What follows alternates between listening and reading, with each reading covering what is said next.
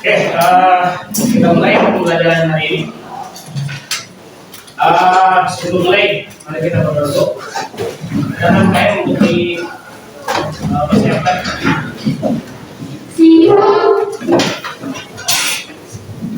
Membaca alhamdulillah kita berdoa dalam hati dimulai. Ucapkan Assalamualaikum warahmatullahi wabarakatuh.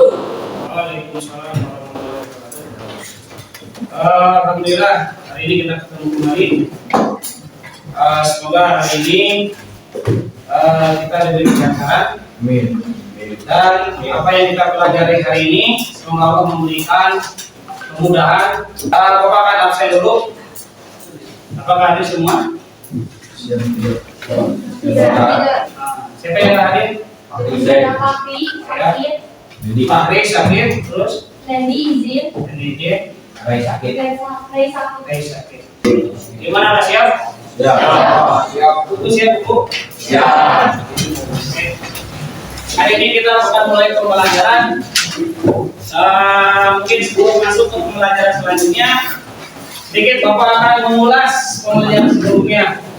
Kemarin pertemuan kemarin kita sudah membahas tentang perbedasamaan. Kita sudah membahas perbedasamaan.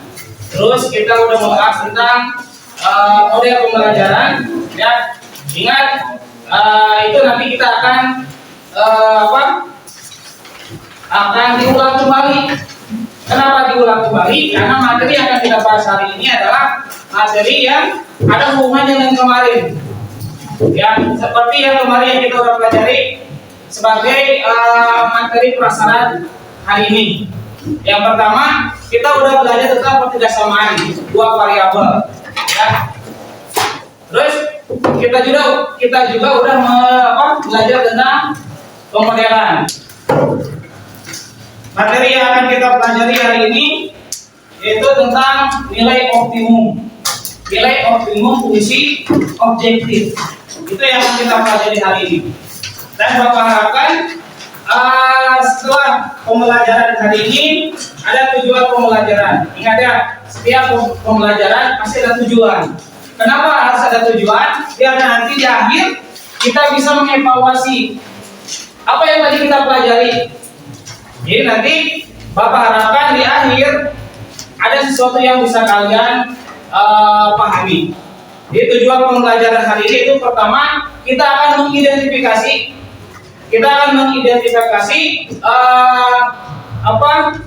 soal berbentuk soal cerita yang ada hubungan dengan nilai optimum fungsi objektif. Nah, selain itu pun, selain kalian bisa mengidentifikasi, kalian pun bisa menyusun langkah-langkah. Kenapa harus disusun langkah-langkah? Nanti di pembelajaran kalian bisa tahu, oh ternyata seperti ini. Nah, jadi nanti setelah mengidentifikasi, kalian bisa menyusun langkah-langkah untuk menyelesaikan permasalahan tentang nilai optimum. Nah, selain dua hal itu pun, ada yang Bapak harapkan kalian bisa menyelesaikan masalah tentang nilai optimum. Dan selain bisa menyelesaikan masalah pun, kalian bisa menghubungkan dengan kehidupan sehari-hari. Nanti materi yang akan kita pelajari hari ini adalah nilai optimum fungsi objektif. Terus nanti pembelajaran kita akan berbeda. Kalau biasanya kita ya per orang ataupun persiswa gitu ya. Nah, masing-masing belajar sendiri, tapi nanti untuk pembelajaran hari ini kita akan mencoba untuk bekerja sebuah tim atau per kelompok, dan nanti hari ini Bapak akan mencoba satu model pembelajaran namanya PBL. PBL itu singkatan dari Problem Based Learning, atau artinya adalah pembelajaran berbasis masalah. Bisa telepon menghubungi sebuah travel. Lalu di sana ada rombongan, ada 18 wisatawan. 18 wisatawan. Nah, Wisatawan dulu akan jalan-jalan menggunakan beca dengan bajai. Beca itu ada 2 kursi penumpang dengan biaya 100.000. Ya. Terus ada bajai 3 kursi penumpang dengan biaya 200.000. Terus di sana tuh di hotel dengan parkir yang sangat sederhana. Maksimal cuma 8 kendaraan. Ya.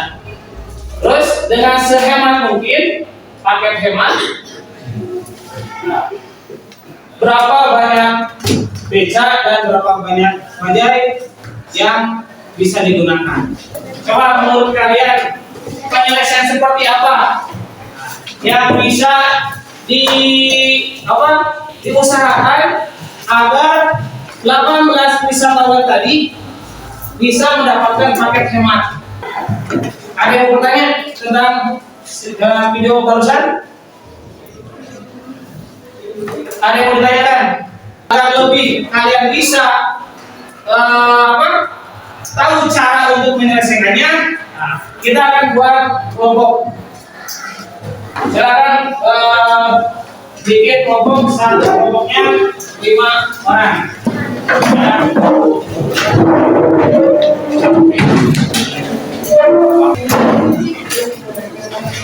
Oke, silakan buka LKPD-nya. Di LKPD-nya di halaman kedua, Bapak udah membuat cerita ini di sebuah narasi, ada di LKPD-nya, silakan dibaca. Kan? Itu yang pertama, fase pertama ya. Itu nanti kalian silakan baca, tapi jangan dulu diselesaikan. Kenapa? Karena nanti ada satu soal yang akan kita bahas sama-sama. Tapi sebelum Bapak bahas, nanti silakan dulu baca ya. Baca, terus nanti silakan identifikasi cerita tersebut. Ceritanya tentang apa? Soal yang kedua. Penjual es potong dengan es krim, Supaudin. Ya. Udin berjualan es potong dan es krim.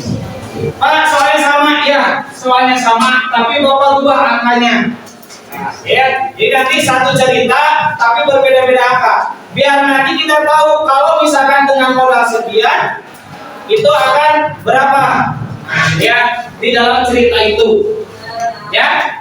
Oke, langkah pertama silakan baca. Ya, nanti setelah itu silakan kalian identifikasi. Boleh untuk mengidentifikasi, boleh di buku catatan dulu.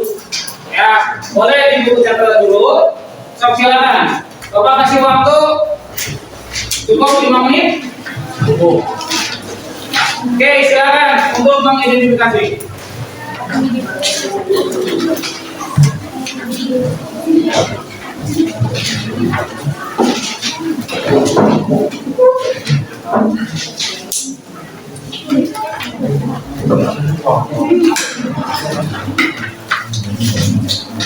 Silakan identifikasi cerita Pak Udin itu untuk penjualan es krim dan es potong. Kita cari 5,0, 0,5. Nanti untuk mencari titiknya di sini, klik atau langsung di sini untuk mencari garis. Klik lain 5,5 ini 5 0,5. Klik terus 5,0 di sini klik tuh selesai. Ya, iya. Biar cepat. Kalau sebelumnya kita menggunakan kertas peta, bikin dulu, ukur dulu seperti ya. Tuh yang pertama, terus kita buat sini kan. Kalau mau kembalikan yang dulu, kembali, itu bisa digeser-geser dulu. Ya. Terus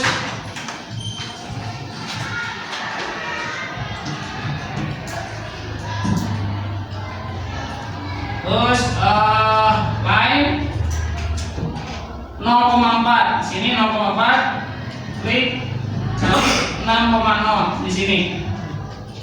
Nah, sudah ada titik ya. Ini titiknya, di bawahnya adalah 3. Ya, gitu. Atau mau langsung muncul nanti ada. Ini adalah pertemuan by klik titik poin klik edit setting muncul name value tuh muncul ya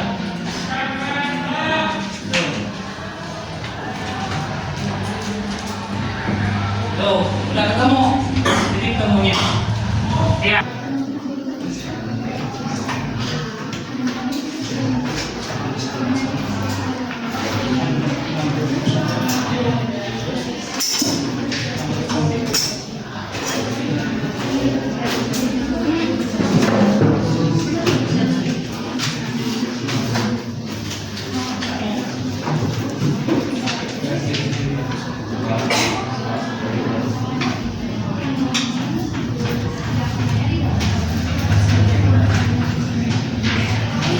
Bisa.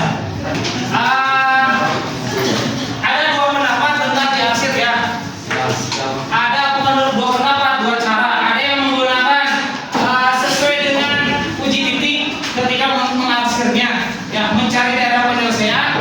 Ada yang ketika ada dua kebersamaan, berarti daerah penyelesaian adalah satu daerah yang dua kali terarsir, ya. Atau ada juga yang tidak terarsir, ya. Yang diarsir itu yang salahnya, yang di luarnya.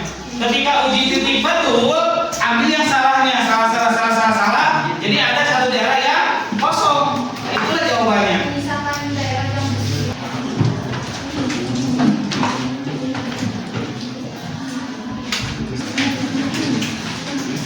Kalau mau coba silakan. Kalau mau mencoba, angkat langsung titiknya. Dot dulu. Atau langsung bingung lain. Klik lain. Klik. Berapa titik koordinatnya?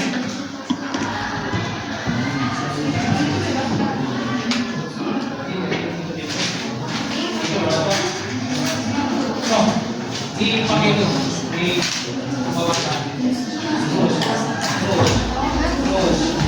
Terus sampai menunjukkan. Nah, atau kelipatin. nah ini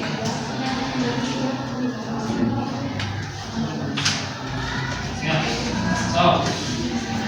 Kalau misalkan hasil pencarian data sudah selesai, sudah mungkin menurut kalian sudah pas, silakan langsung di rapikan di ramenya.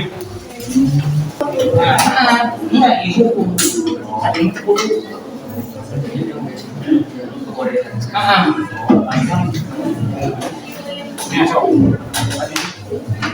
ya, jadi di proses. Selamat pagi semuanya, salam sejahtera. Sebelumnya saya mengucapkan terima kasih pada selaku guru mata pelajaran matematika wajib. Tolong silakan kami sebagai perwakilan dari kelompok 1 untuk mempresentasikan hasil identifikasi mengenai persoalan. Nah, sebelumnya perkenalkan saya Naisyah, saya Sada, dan di sini ada rekan anggota kami Natasha, Rizky, dan Adit. Tulis masalah.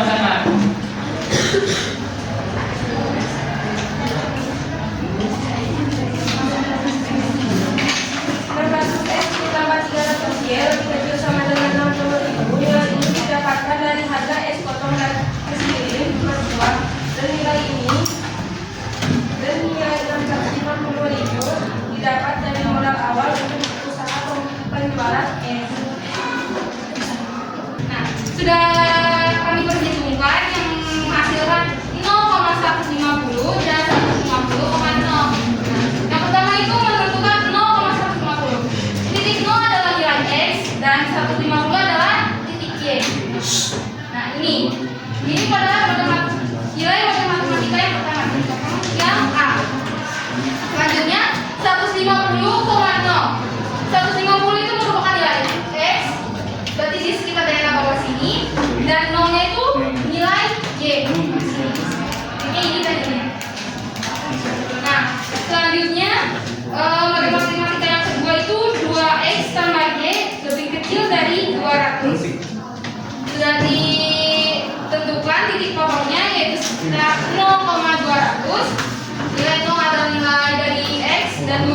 nilai dari Y.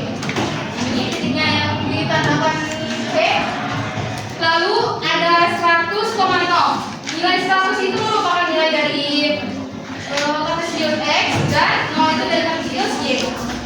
Nah, kita hubungkan nilai 100.150 ini dihubungkan dengan titik 150 lagi.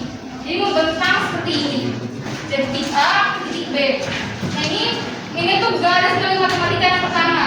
Nah, untuk garis nilai matematika yang kedua, dari 200 dari C ke D.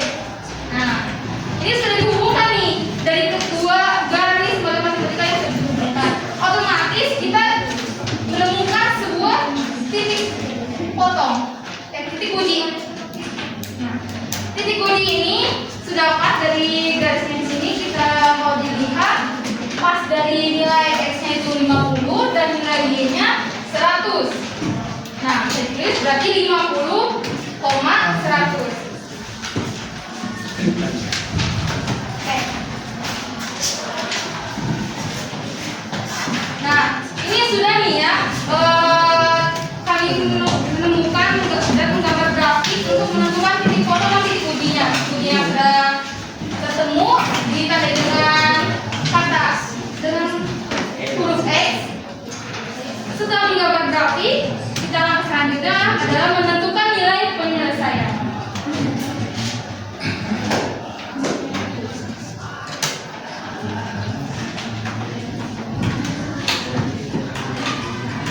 Oh, bisa langsung lah daerah penyelesaian digambar. Pakai spidol ini, spidol lagi. Biar itu gabungan antara dan reaksi. Nah, daerah yang terasir dari grafik ini itu adalah daerah yang terasir dua kali oleh dua garis. Nah, yang pertama kan yang terasirnya garis ini dulu.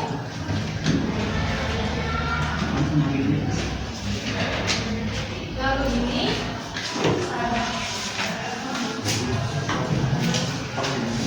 Nah, daerah yang banyak asirannya dari keduanya itu adalah titik 150 dan titik uji 50,100, 0,150, lalu 50,100 dan yang terakhir adalah 100,0. Kita arsir sebagai tanda bahwa ini merupakan daerah penyelesaian. Nah, sudah ini. Lalu kita masukkan pada titik-titik yang termasuk daerah penyelesaian itu, kita masukkan ke nilai F, X, dan Y. Di sini ada titik potongnya. Titik potongnya kita ambil sebagai daerah penyelesaian itu. Yang pertama, ambil dari yang terkecil. Dari yang terkecil adalah nilai X-nya 0. Nilai X 0-nya di sini 0,150. Karena nilainya berapa ini? Dari sini ada 3 titik potong ini. Kita ambil 0,150. Sudah ditulis. Lalu keduanya itu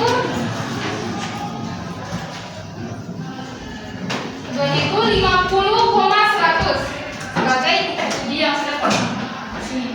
Dan yang terakhir adalah 100,0. Nah, udah nih kita tulis titik potong yang sudah kita temukan dalam daerah penyelesaian. Lalu selanjutnya kita masukkan dalam nilai F, X, dan Y.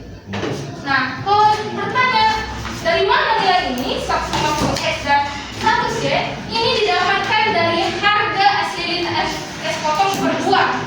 Kita masukkan asilin sebagai 150X yang karena nilai X dan S potong merupakan nilai Y berarti 100Y. Kita masukkan dari 150. Nah, ini tuh kita tadi mencari mana nilai X dan Y dari titik potong. Nilai yang di depan itu merupakan nilai X dan yang di belakangnya nilai Y.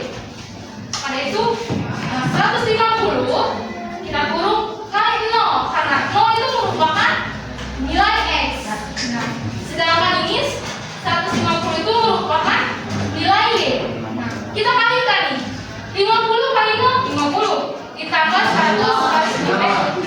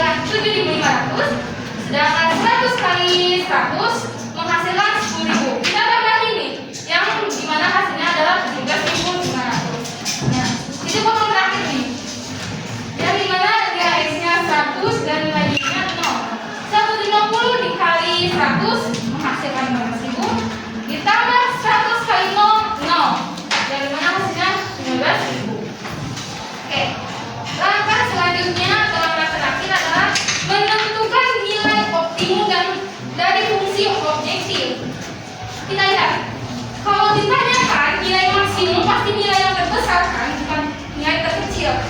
Kalau dilihat dari hasil ini, nilai yang terbesar dari sini itu adalah 17.500. Berarti nilai yang ditanyakan berapa harga atau keuntungan maksimum dari penjualan es lilin dan es potong adalah 17.500. Nah, pertanyaan yang tadi yang pertama itu yang ditanyakan keuntungan maksimum sudah terjawab di sini dan terbuktikan, yaitu 17.500. Nah, pertanyaan terakhir, berapa bungkus es lilin dan es potong agar mendapatkan keuntungan maksimum? Yang ditanyakan pada pertanyaan ini tuh bukan harga lagi, melainkan berapa bungkus. Untuk melihat berapa bungkus itu, kita lihat dulu pada persoalan ini. Pada persoalan ini menyebutkan agar mendapatkan keuntungan maksimum. Sedangkan ini merupakan keuntungan maksimum. Otomatis buah atau berapa bungkus yang harus dijualkan itu agar mendapatkan keuntungan berarti ini. Berapa banyak es lilin dan berapa banyak es potong? Ya, yang disebutkan tadi es lilin itu bernilai X. Nah, yang ini kan bernilai X dan yang es potong itu bernilai Y. Nah, hasil ini hasil dari 50 dan 100 itu memang hasilnya keuntungan maksimum. Otomatis jika bisa disimpulkan bahwa berapa bungkus es lilin dan es potong agar mendapatkan keuntungan maksimum, sekitar 50 bungkus untuk es lilin dan 100 bungkus untuk es potong. Ada yang tanya kan? Ada yang mau bertanya?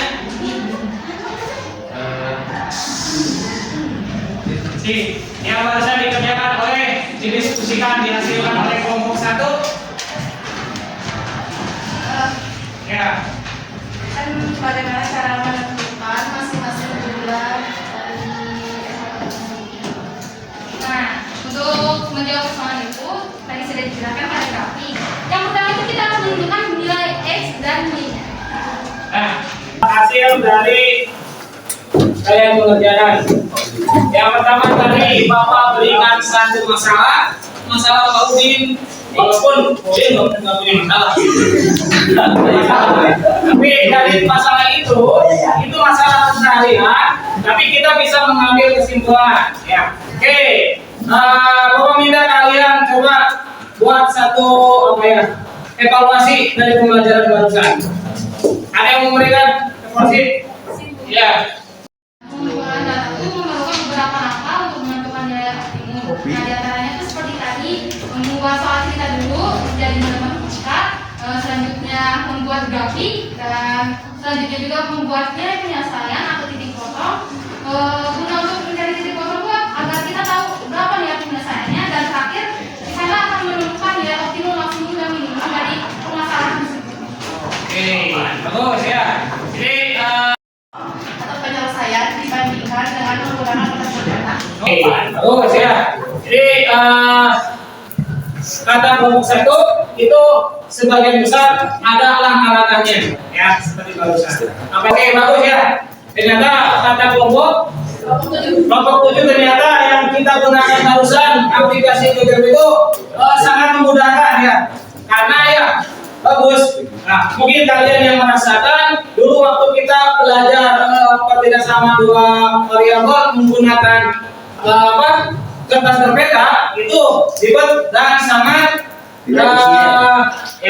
membutuhkan waktu dan sarana, kertasnya, pensil, penggaris ya. Tapi ternyata kata kelompok 7 ternyata dengan aplikasi Google ini sangat mudah dan betul-betul bisa dimanfaatkan.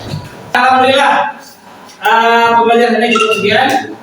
Semoga apa yang tadi sudah kalian pelajari betul-betul memberikan satu motivasi untuk meningkatkan pembelajaran. Sebagai penutup, Bapak ingin penilaian kalian hasil tadi pembelajaran biar nanti refleksi buat kedepannya. Menurut kalian seperti apa pembelajaran tadi? Bagus. Ya, ada lagi. Oke, yang lainnya. Menurut saya kan model pembelajaran yang Bapak kasih itu waktunya itu kurang, apalagi kita kan harus mencari data. Terus kelompok kita juga agak kesulitan, jadi menurut pendapat kita bisa ditambah lagi waktu. Oke, ya, emang model pembelajaran ini membutuhkan waktu yang sangat lama ya. Terutama tadi kata kelompok 4, betul ya. Nah, terutama dari segi penyelidikan itu membutuhkan waktu yang lama plus ditambah ketika presentasi. Jadi butuh waktu yang lama. Oke, terima kasih Mas Bagi. Yang lainnya gimana? Ya. Menurut kelompok kami, model yang digunakan sangat baik karena kami merasa tertantang untuk menyelesaikan sebuah permasalahan, terutama pada soal nilai optimum. Oke, bagus. Ya, ternyata menurut kelompok ternyata bagus juga pembelajaran ini ya, karena membuat kelompok tertantang untuk menyelesaikan. Alhamdulillah, pembelajaran hari ini cukup sekian. Banyak aktivitas yang kalian lakukan dan semoga apa yang telah kalian lakukan itu memberikan semangat lagi untuk belajar, terutama belajar matematika.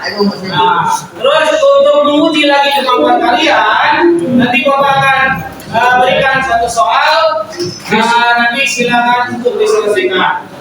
Atau yang tadi masalah wisatawan, silakan selesaikan. Nanti dikerjakan di buku, catatan dan dikumpulkan. Yang tadi masalah wisatawan. Oke, untuk mengakhiri pembelajaran ini, silakan untuk kalian di berdoa mengakhiri pembelajaran. Sikap mengakhiri pembelajaran akan ludahnya buat 30. Dalam hati mulai. Selesai. Ucapkan salam. Assalamualaikum warahmatullahi wabarakatuh. Waalaikumsalam warahmatullahi wabarakatuh.